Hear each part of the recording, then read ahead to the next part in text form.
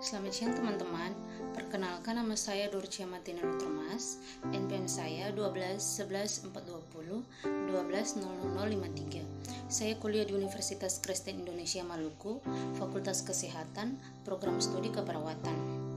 Teman-teman, pada video kali ini saya akan membahas tentang sistem sensorik persepsi pada tubuh manusia. Teman-teman, pada sistem sensori atau persepsi pada tubuh manusia terdapat 5 bagian. Yang pertama, mata, yang kedua hidung, yang ketiga telinga, yang keempat lidah, dan yang kelima kulit. Nah, teman-teman bisa lihat pada video kali ini. Selamat menonton. Teman-teman, pada indera penglihatan terdapat 3 lapisan.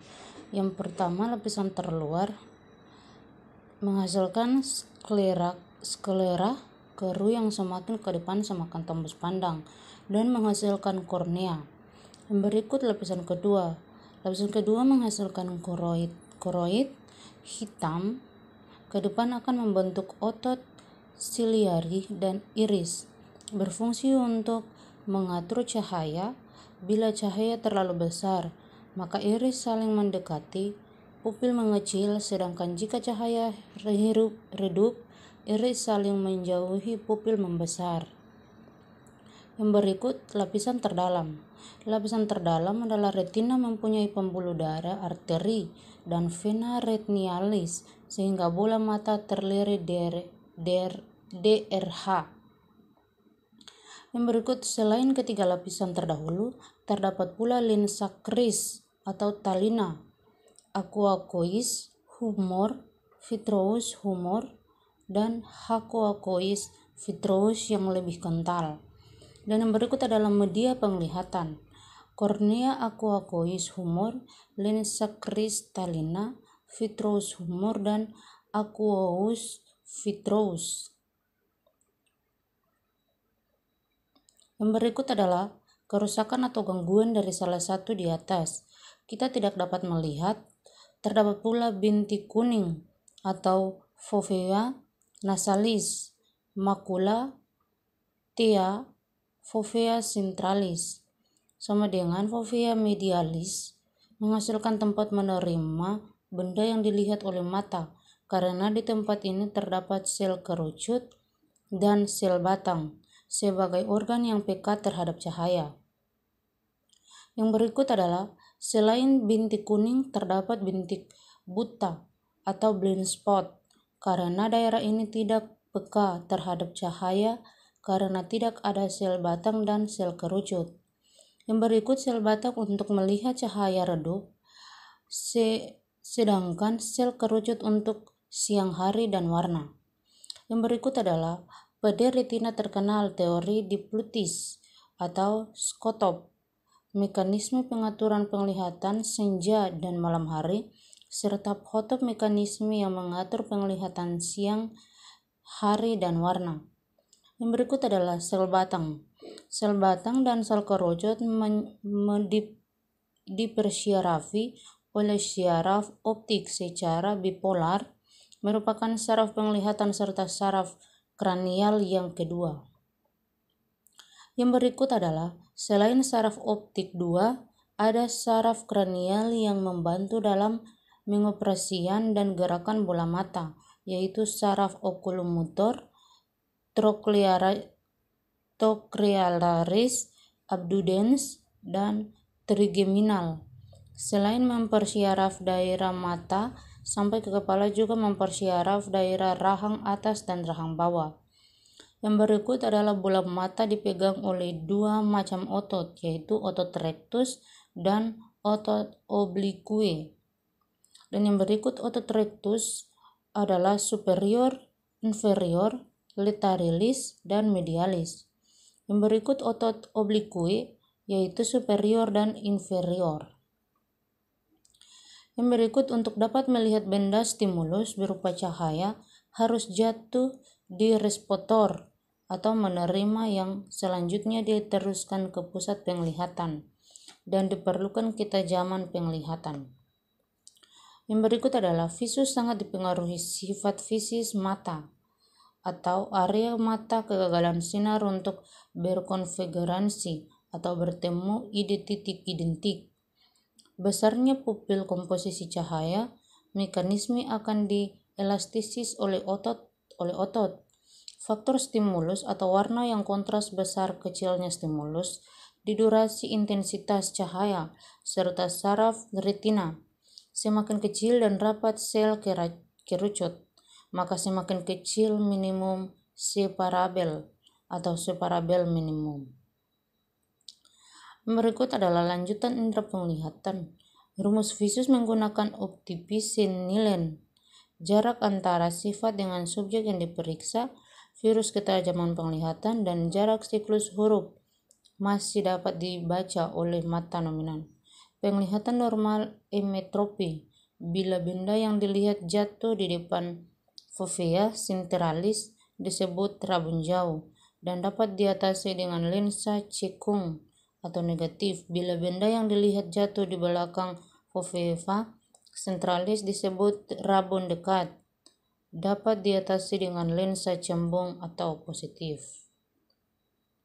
Bila seseorang mengalami rabun jauh dan juga rabun dekat secara bersamaan, astigmatima maka dapat diperbaiki dengan kacamata jenis silindris yang berfungsi untuk mengatasi kedua rabun tersebut. Tetapi bila elastitas lensa kritalina menurun karena usia dan pengapuran presbiopia, pengapuran ini dapat terjadi burmanya atau kaburnya penglihatan yang disebut sebagai katarak.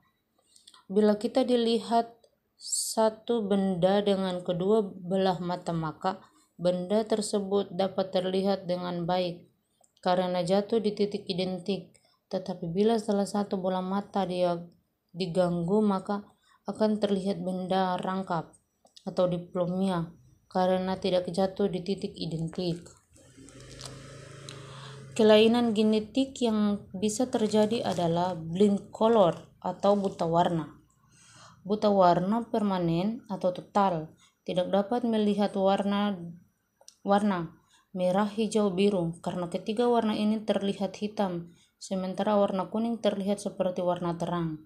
Buta warna temporer, seorang tidak dapat membedakan warna merah tua, merah muda, merah bit, merah tomat, merah cabai, merah muda karena mereka hanya dapat menyebutnya warna dasar saja, yaitu merah. Secara garis besar, berapa variasi buta warna sejak lahir? Yang pertama, akramotisme. Akramotisme yaitu buta warna total. Semua warna yang dilihat abu-abu atau hitam. Yang kedua, diakramotisme, buta warna tidak sempurna, yaitu deutropia atau kehilangan sel kerucut hijau, tidak dapat melihat warna hijau. Yang berikut, B. protopia, yaitu kehilangan sel kerucut merah, tidak dapat melihat warna merah. Dan yang berikut, tripopia, kehilangan sel kerucut biru atau kuning, tidak dapat melihat warna biru atau kuning yang tidak peka terhadap spektrum visual. Menurut Herning ada 3 macam fotokemis yang memiliki 6 macam kualitas yang memikirkan 6 sensasi: substansi putih hitam, substansi merah hijau, dan substansi biru kuning. Bila terlihat warna putih berarti semua gelombang sinar dipantulkan, sedangkan bila melihat warna hitam semua gelombang diserap. Untuk membuktikan seseorang buta warna, tidak ada 2 uji. 1 uji Holmgren, kemampuan membedakan warna sekumpulan renang wol yang dicempakkan, kemudian dapat menyampaikan benang satuan dan memisahkan dari campuran benang wol, serta dapat mengurutkan dari warna muda ke warna tua atau sebaliknya.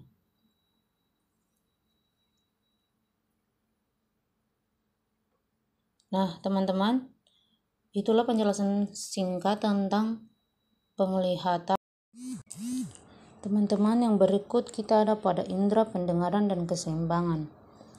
Indera pendengaran dan keseimbangan dipersyarafi oleh saraf kranial. Dan indera pendengaran bercabang 2, yaitu syaraf auditorius dan atau pendengaran, dan syaraf vestibularis atau keseimbangan. Bunyi merupakan vibrasi getaran di udara, hanya dapat didengar oleh telinga manusia antara 20-20 ribu Hz. Variasi berjalan melalui udara sekitar 1.238 km per jam. Manusia mempunyai kekuatan individu untuk mempersepsi suara. Persepsi manusia suara keras, tingkat amplitudo suara tinggi, tingkat frekuensi. Kualitas bunyi atau timbre berkaitan erat dengan kompleksitas vibrasi. Secara anatomi, telinga terbagi atas 3 bagian. Yang pertama telinga luar, yang kedua telinga tengah, dan yang berikut telinga dalam. Telinga luar terdapat daun telinga atau pinna archirolus tunggal sama dengan pinna archilurus jamki yang berfungsi menangkap dan mengarahkan gelombang suara atau lorong liang. Telinga eksternal auditory meatus yang mengandung rambut halus dan kelenjar lilin, minyak sebaceous. Gendang telinga membran timpani. Getaran pada membran timpani akan diteruskan oleh oksula atau aditive menuju sel pendengaran atau organ cord. Telinga tengah atau tulang pendengaran.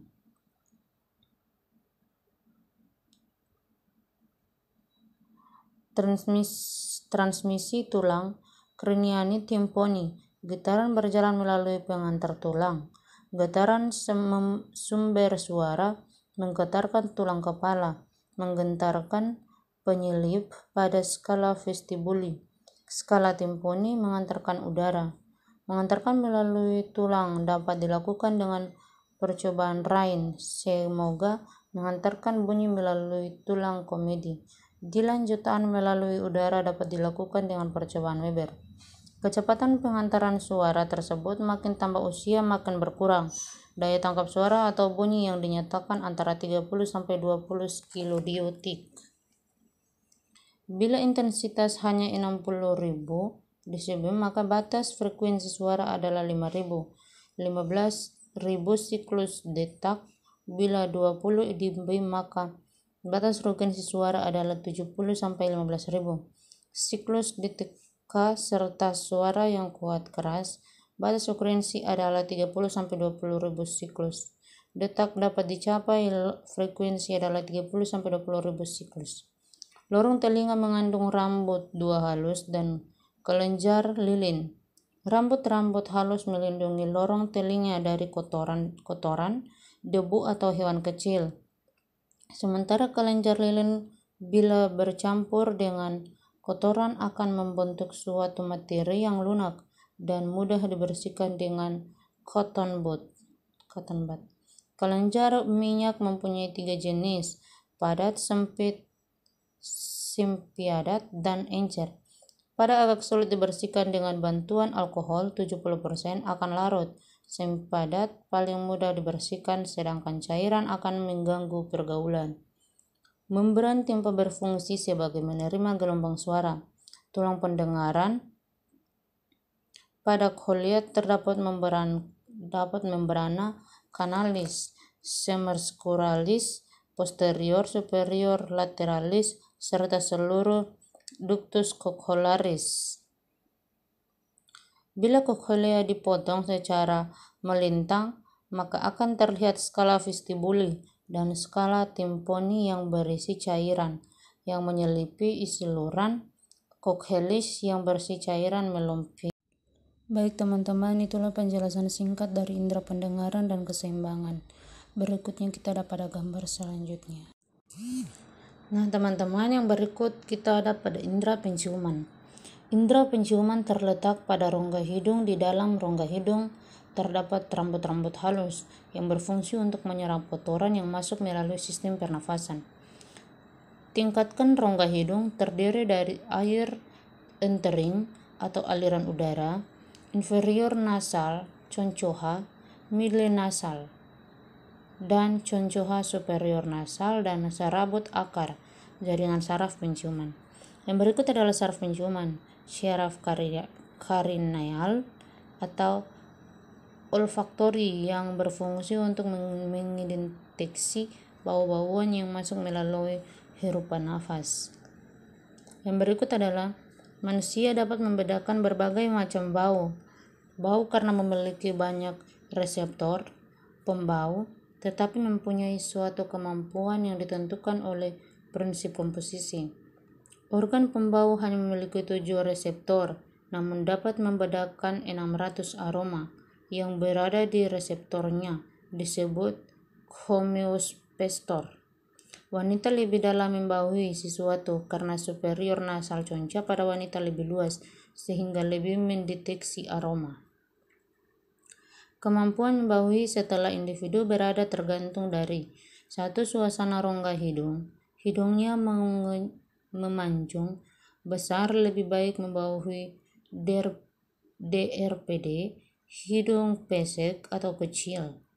Yang kedua, variasi fisiologis. Pada wanita menelan, menstruasi atau saat hamil lebih peka daripada yang tidak menstruasi atau saat hamil. Yang berikut 3, konsentrasi bau, terutama bau busuk lebih menyengat daripada bau yang tidak busuk. 4, spesies atau jenis. Spesies tertentu mempunyai kemampuan survival yang tergantung pada sistem pembaunya, sehingga indera pembau yang sangat peka pada jarak tertentu sudah dapat membaui pada anjing. Demikianlah penjelasan singkat terkait dengan pembauan atau organ hidung. Teman-teman, yang berikut kita ada pada lidah atau indera pengecap. Indera pengecap terletak pada lidah. Lidah merupakan suatu rawan yang akarnya tertanam pada bagian posterior rongga mulut, dekat dengan katup epiglotis yang menuju ke laring. Pada lidah terdapat puting-puting pengecap yang dapat mendeteksi gejala macam rasa. Rasa manis atau sweet pada ujung lidah, rasa asin atau salt samping lidah kiri dan kanan. Agak ke depan, rasa asam atau sour samping lidah kiri dan pahit bitter pangkal lidah, sedangkan bagian tengah lidah merupakan rasa pedas. Terdapat pedas pun mempunyai rasa pedas manis, pedas asin, pedas asam, dan pedas pahit. Untuk menghindari kerusakan syaraf pengecap, dianjurkan tidak memakan atau meminum yang terlalu panas. Indera peraba terletak di kulit. Pada dermis terdapat kelenjar dan saluran keringat bakal rambut, folikel rambut dan akar rambut. Kelenjar sebesui, sementara pada bagian subcutaneus terdapat pembuluh darah, saraf, cutaneus, dan jaringan otot. Sensasi somatis mengacu pada sensasi di permukaan kulit. Saraf sensoris hanya mengacu pada sistem indera peraba. Nah, teman-teman, sekian dari penjelasan singkat tentang anatomi lidah. Berikut kita akan ada pada gambar selanjutnya. Teman-teman, berikut kita akan masuk kepada indera peraba atau kulit. Kulit berfungsi sebagai 1. Mekanistor atau berkaitan dengan tekanan cubitan, pukulan, pautan tekanan. Yang kedua, termospektor, berkaitan dengan rasa panas, dingin. Yang ketiga, komereseptor, berkaitan dengan rasa asam, basa, dan garam. Yang keempat, reseptor nyeri atau sakit, berkaitan dengan mekanisme protektif tubuh. Pada kulit terdapat beberapa reseptor yang dapat mendeteksi sesuatu. Misalnya pada bagian epidermis terdapat Merkel disc mendeteksi sentuhan orang yang kita tidak kenal. Pada dermis terdapat reseptor Roughness mendeteksi rasa panas. Rhapsody endocrius mendeteksi rasa dingin, serta Pekins Serotule yang mendeteksi tekanan atau pijatan. Ada reseptor yang terdapat saluran pada dari kulit tubuh free never ending yang mendeteksi rasa nyeri atau sakit, tertusuk jarum, atau kena api. Baik teman-teman, itulah penjelasan singkat tentang kulit, dan beserta fungsi-fungsinya.